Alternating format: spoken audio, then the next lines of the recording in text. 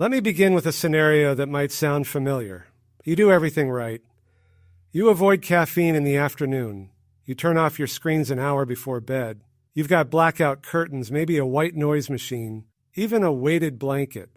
You get into bed at a reasonable hour and stay there for a full 7, 8, maybe even 9 hours.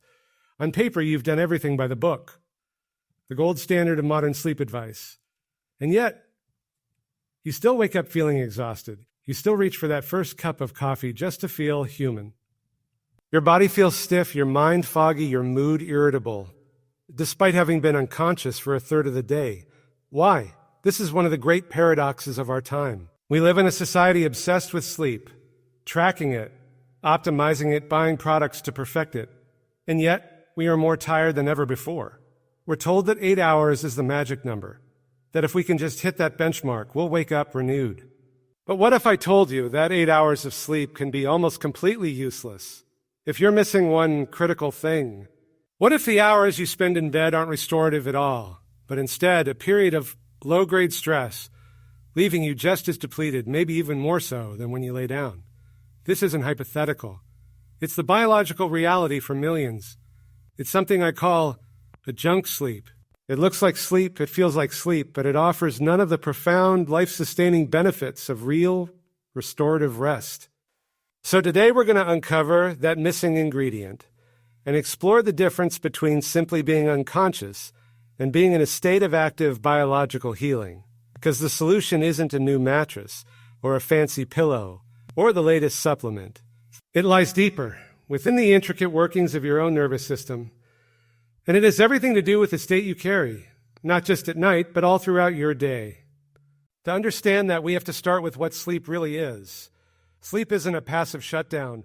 It's an active process, a nightly ritual of repair and rebirth. When you're in true restorative sleep, your brain becomes a cleanup crew, flushing out toxins like amyloid beta, the same compound linked to Alzheimer's disease. Your pituitary gland releases a powerful pulse of human growth hormone, repairing tissues from your skin to your muscles, even the lining of your arteries. Your immune system recalibrates, producing the soldiers that fight infection and reduce inflammation. Your memories are consolidated, and your emotional circuits are reset, which is why a good night's sleep can literally change how you see the world. This nightly miracle is nature's most powerful form of healing, anti-aging, anti-inflammatory, and completely free. So why isn't it happening for so many of us?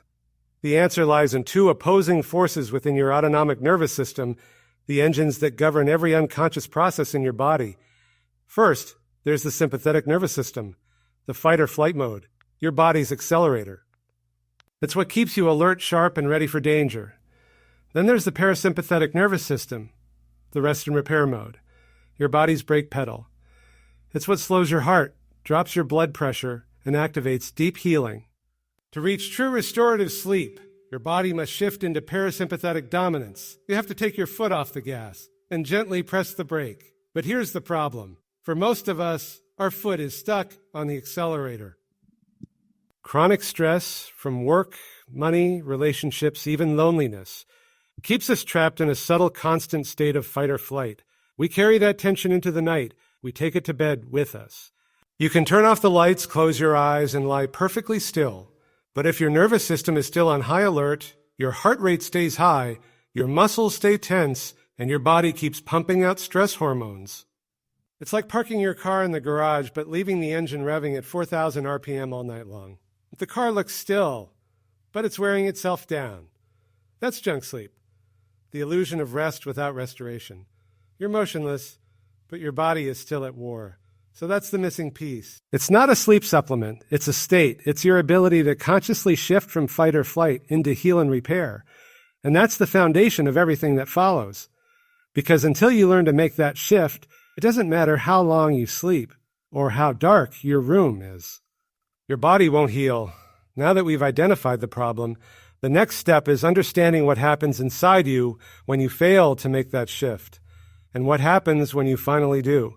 That's what we'll explore next. When you fail to make that shift, when your body stays locked in fight or flight mode, even as you drift off, something profound happens.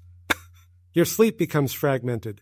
Your brain never truly sinks into the deep, slow-wave states where the real magic of restoration occurs. You might move through the night, cycling between light sleep and REM, but your physiology stays half awake. The heartbeat slightly elevated, the muscles subtly clenched, the breath shallow.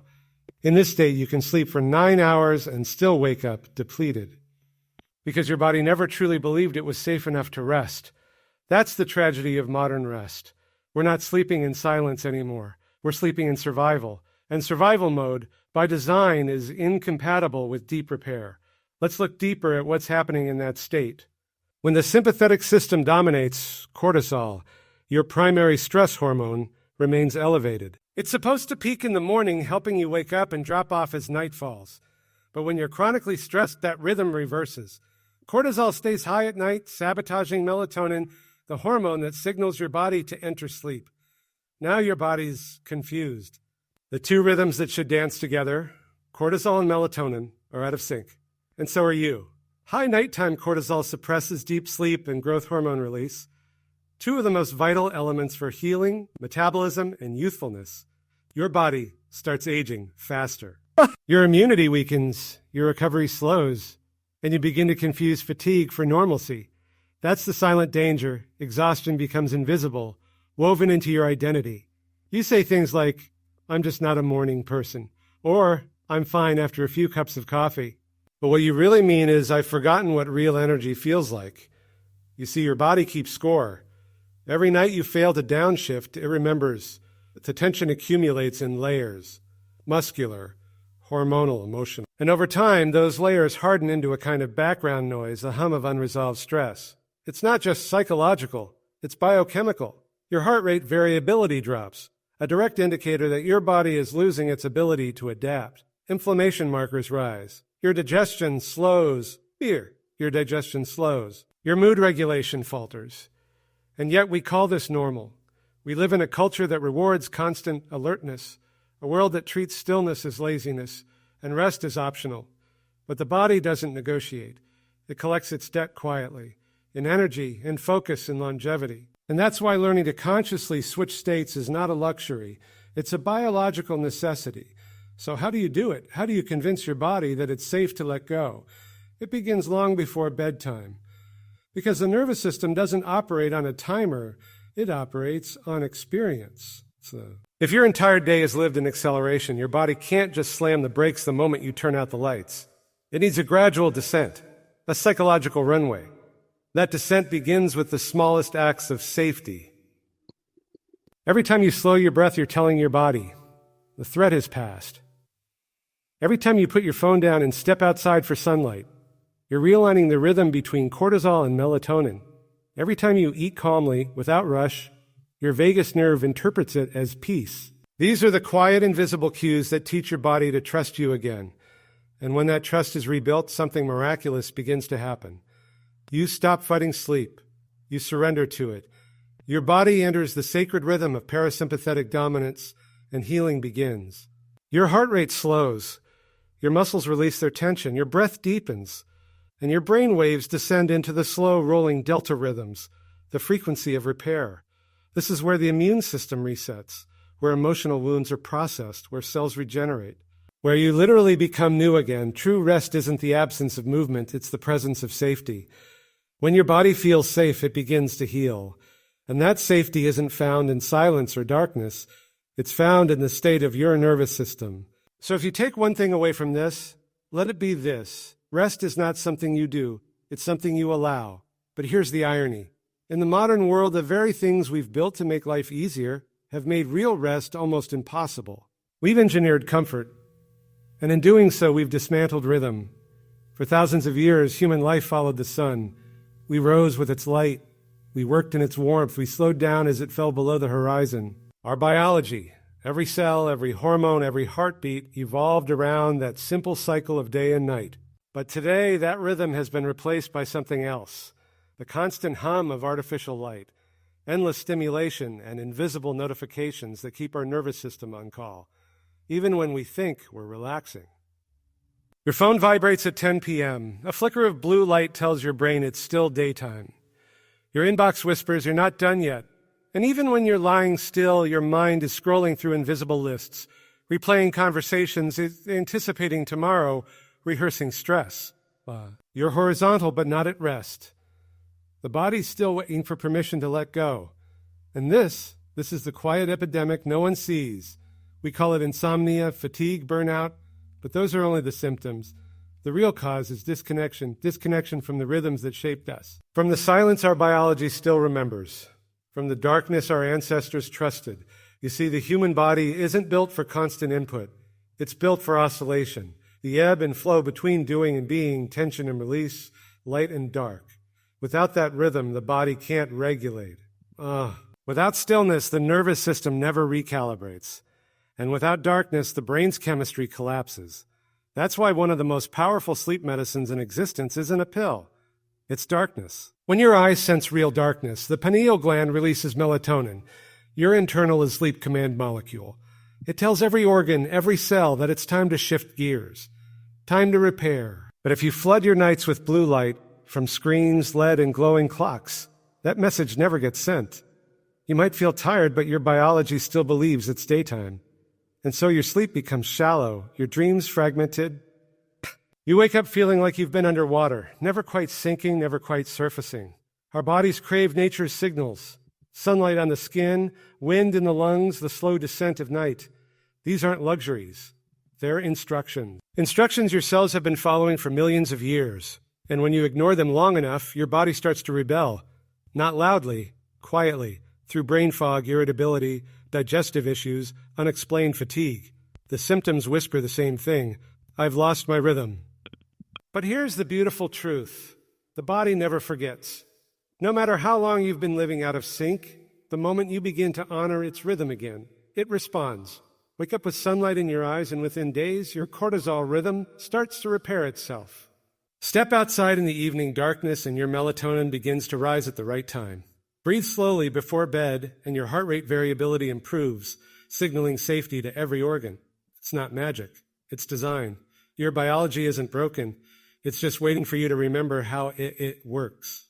Oh, yeah. And once you do, sleep becomes effortless again, because now your body knows when to act and when to surrender. That's the secret of true restoration. It's not about control, it's about rhythm, and rhythm begins with awareness. So before you try to fix your sleep, fix your rhythm. Before you chase more hours, chase balance. Because the body doesn't heal when you command it to. It heals when it feels the rhythm of life again. So how do you return to that rhythm? How do you teach a body that's been in survival for years to finally exhale? It begins not with effort, but with awareness. Because healing doesn't happen when you try harder. It happens when you feel deeper. And the first doorway to feeling is breath. Right now, wherever you are, take a moment. Inhale slowly through your nose. Hold it, just for a heartbeat. And exhale through your mouth. Notice what happens in your body. The shoulders lower, the jaw unclenches, the pulse softens almost imperceptibly. That, right there, is the language of your nervous system. Every deep, slow breath tells your body, you are safe. You're not forcing, you're remembering it. Physiologically, this is called vagal activation. When you lengthen your exhale, you stimulate the vagus nerve, a vast communication highway that connects your brain to your heart, your lungs, your gut. It's the body's brake pedal, the direct switch from fight or flight to rest and repair. And when that switch flips, your heart rate slows, your digestion restarts, your immune system comes back online. You return home to yourself. Breathing is how you signal safety, and safety is the prerequisite for sleep. But breathing is just one piece of the ritual. To truly restore, you must reclaim what I call this sensory stillness. That means creating space in your day, not just at night, where your body can exist without demand. It could be sitting under morning sunlight, feeling warmth on your face without checking your phone. It could be walking barefoot on the earth, letting your heartbeat synchronize with the slow pulse of the ground beneath you. It could even be silence, true silence. The kind that makes you a little uncomfortable at first, until you realize how starved you were for it. These are not trivial acts. They are ancient instructions your biology still obeys. The nervous system is not mechanical. It's relational. It heals through cues of safety, through tone, touch, rhythm, and environment. When you surround yourself with stillness, nature, and warmth, your body reads that as home. When you fill your world with urgency, noise, and artificial light, it reads that as danger. And your sleep will always mirror the state you live in. So maybe the real nighttime routine doesn't start at night. Maybe it starts in how you move through your day, how you eat, slowly or distracted, how you breathe, shallow or deep, how you carry yourself, hurried or grounded, because every moment you teach your body to feel safe is an investment in the night to come. And the more safety you create in daylight, the deeper you'll rest in darkness. That's the paradox. The best sleep happens before you even close your eyes. As you begin to live in tune with your biology, you might notice subtle changes. You wake up before your alarm, without the jolt. You stop craving caffeine to survive your mornings. Your thoughts quiet faster at night. Your body starts to trust you again. And that trust, once it's rebuilt, opens the door to something even deeper. Because real rest isn't just physical, it's emotional. When the body finally feels safe, it starts to release what it's been holding.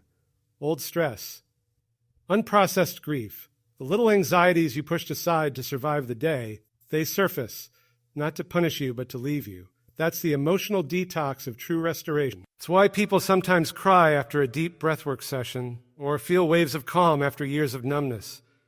The body isn't breaking, it's finally speaking.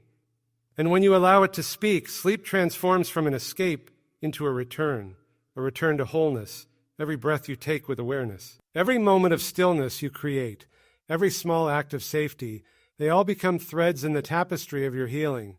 You don't need to conquer your biology.